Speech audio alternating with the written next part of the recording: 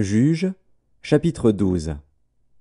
Les hommes d'Éphraïm se rassemblèrent, partirent pour le nord, et dirent à Jephthé: Pourquoi es-tu allé combattre les fils d'Ammon sans nous avoir appelés à marcher avec toi? Nous voulons incendier ta maison et te brûler avec elle. Jephthé leur répondit: Nous avons eu de grandes contestations, moi et mon peuple, avec les fils d'Ammon. Et quand je vous ai appelés, vous ne m'avez pas délivré de leurs mains.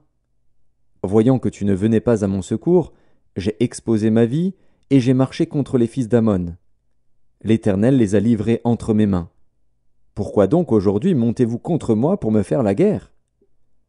Jephthé rassembla tous les hommes de Galaad, et livra bataille à Éphraïm.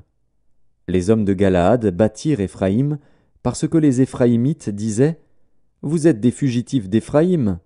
Galaad est au milieu d'Éphraïm, au milieu de Manassé. Galaad s'empara des gués du Jourdain du côté d'Éphraïm. Et quand l'un des fuyards d'Éphraïm disait: Laissez-moi passer, les hommes de Galaad lui demandaient: Es-tu Éphraïmite? Il répondait: Non. Il lui disait alors: Eh bien, dis Shiboleth. Et il disait Siboleth, car il ne pouvait pas bien prononcer. Sur quoi les hommes de Galaad le saisissaient et l'égorgeaient près des gués du Jourdain. Il périt en ce temps-là 42 000 hommes d'Éphraïm.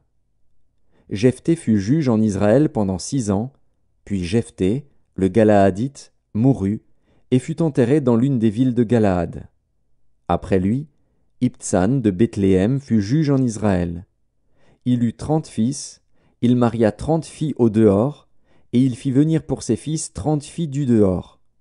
Il fut juge en Israël pendant 7 ans. Puis Ibtsan mourut, et fut enterré à Bethléem. Après lui, Élon de Zabulon fut juge en Israël. Il fut juge en Israël pendant 10 ans. Puis Élon de Zabulon mourut, et fut enterré à Ajalon, dans le pays de Zabulon. Après lui, Abdon, fils d'Hillel, le Piratonite, fut juge en Israël. Il eut 40 fils et 30 petits-fils, qui montaient sur 70 ânons. Il fut juge en Israël pendant 8 ans. Puis Abdon, fils d'Hillel, le Piratonite, mourut, et fut enterré à Piraton, dans le pays d'Éphraïm, sur la montagne des Amalécites.